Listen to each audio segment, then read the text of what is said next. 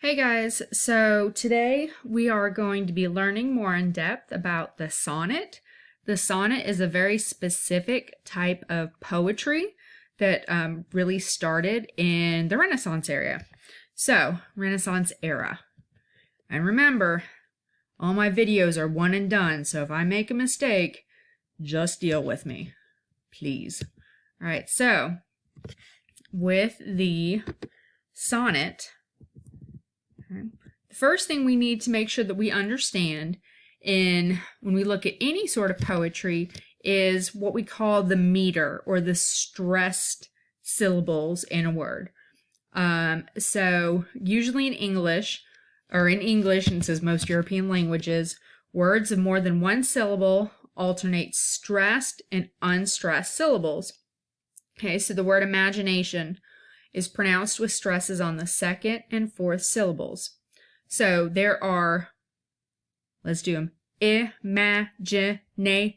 So we've got 5 syllables total, but if I'm saying it, it's not imagination, which is what me just counting out the syllables. It is imagination, okay? So can you hear that stress on ma and nay that makes it so that it is unstressed, stressed, unstressed, stressed, unstressed. Okay, some other words that we can look at is classes. Okay, I'm going to my classes. With classes, the cla, that is the stressed, okay, and then the sesses or whatever is the unstressed. Ditto with running, okay, running, 2 syllables, run, the r is the stressed and the ning is the unstressed, running. Because if we did it the other way, it'd be like running, which people would be like, you sound super happy. So we need to keep this in mind when we start looking at our meter, which is the pattern of stressed and unstressed syllables. Okay? So in terms of the sonnets, what makes it really important to determine a sonnet versus other types of poetry is it is written in iambic meter. So iambic or iamb means that everything is unstressed and then followed by stressed.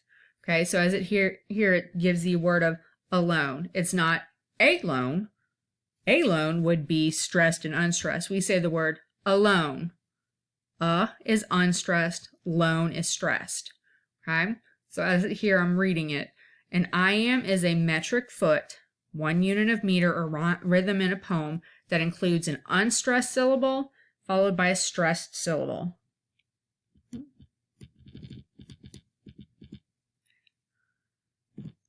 So you don't have to remember a lot of these, but I am going to say that there are 4 basic feet. Again, we say feet, not like on the end of your legs. Feet is a unit of stressed and unstressed syllables. So if we look at our foot, iamb, we've already talked about that. That's an unstressed and a stressed. Okay, alone. Okay, we not say alone, it's alone. Okay, trochee is stressed and unstressed. The example they gave is only. Because if it was in iambic, it'd be like, only. And people would be like, that's not a word to say it, only. Right? Anapest is 3 syllables altogether. It's unstressed, unstressed, stressed. So the example they give is in a dream. All right? Because we wouldn't say in a dream, you know? And then the last one is dactyl, which is again one of those 3 syllables, and it is stressed, unstressed, unstressed. So memories, because we know memories has 3 syllables, but we don't say it memories. With that, we say memories. So mem is stressed or ease, they're unstressed. Okay, but again, we care about, okay, I am. Unstressed, stressed, alone. Okay? And if you get enough of the iambs together, it starts to almost sound like a heartbeat because it's like da-da, da-da, da-da, da-da. All right? Okay, so I really don't care about all those long ones. Yep, there are some more poetic feet. All right, so iambic pentameter. The most common line of poetry in English is an iambic pentameter, like these lines from Shakespeare's Sonnet 130. Okay, so if you look at the Google Docs where it talks also about meter, pentameter would mean that we have 5, because penta means 5, like pentagram, 5 of those feet. So a whole iambic foot is da-da, 2 syllables, unstressed, stressed. Pentameter means that we've got 5 of those pairs in a line. So as we hear this, I love to hear her speak, yet well I know. So I love, that would be 1. To hear, okay, that's 2, unstressed, stressed. Her speak, that's 3, because that's an unstressed, stressed. Yet well, okay, that's 4. I know, that's 5. Okay, so we've got 5 of those pairs. Okay, that music hath a far more pleasing sound. All right, that mew, okay, which are like, but wait, this one, they're all separate words. I know, but it doesn't always do that. So that mew, that's 1. Sick hath, that's 2. A far, that's 3. More please, that's 4. Sing sound, that's 5. Okay? Oh, I guess I have it here. So again, meter, a line of poetry may have from 1 to 8 metric feet. Okay? Remember, feet just means a unit of those stressed and unstressed. So again, monomer, diameter, trimeter, tetrameter, but we're looking at pentameter, 5 feet per line. Okay. So, you guys remember, rhyme are when the words sound the same. Rhyme is a repetition of a stressed vowel and the consonants that follow it.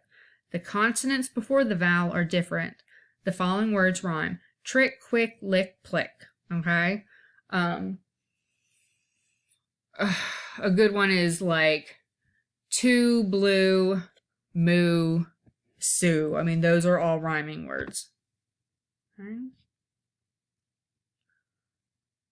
So when we try to determine what is a rhyme scheme, we're looking at the last words. Lowercase letters are used to indicate the rhyme scheme of a poem.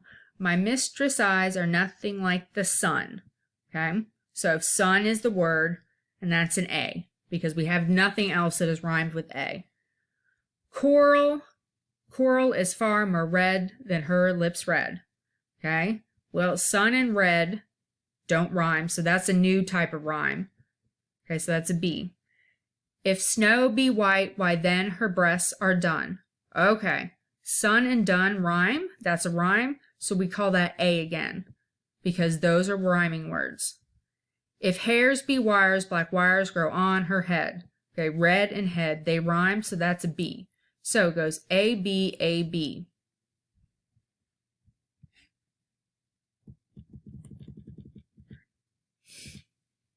All right, so sonnet, probably the poetic form most commonly used in English, is 14 lines of rhymed iambic pentameter. Remember, that's 5 of the little iambs, da-da, da-da, da-da.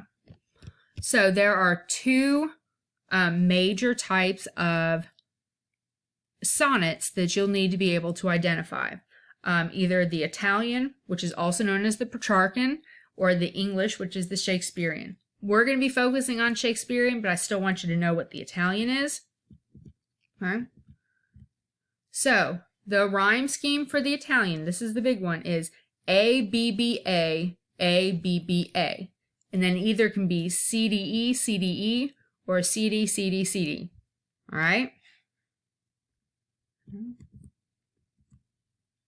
So, the rhyme scheme for English sonnets, and this is a big one, A, B, C, D, C, D, E, F, E, F, G, G.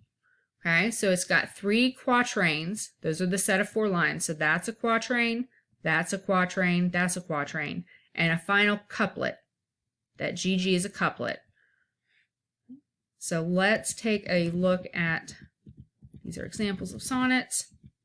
Okay, so remember, if it's A, B, A, B, it's Shakespearean. If it's A, B, B, A, we know it's Petrarchan. So we don't have to read like that much to figure it out. My lady's presence makes the roses red. Okay, so we haven't, so that's A. That is a horrible looking A, but my bad. Because to see her lips they blush with shame. Okay, red and shame does not rhyme, so that's going to be a B. The lilies leave for envy pale became. Shame and became, they rhyme. That's a B. And her white hands in them this envy bred. Red and bread rhyme, so that's an A. All right. So because it's A, B, B, A, this one is Petrarchan. All right. Or what we would call the Italian. All right. So now let's do that. Look at another one. All right. So if you were paying attention, and you would know that the English sonnet, also known as the Shakespearean sonnet, with that A, B, A, B, C, D, C, D, E, F, E, F, G, G, the fact that this sonnet is written by William Shakespeare probably means this is a Shakespearean or English sonnet, but let's go through and look at it just in case. Oh, and this we already went through this. My mistress' eyes are nothing like the sun. That was an A. Coral is far more white than her lips red. That's a B. If snow be white, why then her breasts are done. That's an A. And then we got that. That's a B. All right, hold on.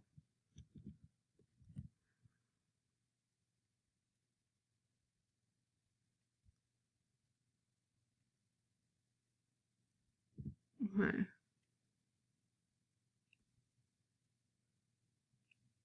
Okay, so this is, no, I don't want to do this one. Oh, okay. How do I love thee? Let me count the ways. All right. That's A. So we're starting off. I love thee to the depth and breadth of height. Okay, height and ways, so that's a B. My soul can reach when feeling out of sight. Height and sight, that's a B. For the ends of being and ideal grace. Okay, ways and grace, we're gonna go with yeah. No, I'm sorry, man. That grace is, no, we'll do A. It's grace rhymes. Everyday's ways, that's definitely an A. Most quiet need by sun and candle light. All right, light, height, sight. So that's back to a B. Okay. I love thee freely as men strive for right, light, sight, height. So that's another B. Okay. I love thee purely as they turn from praise. So praise, everydays, grays, and ways. So that's an A.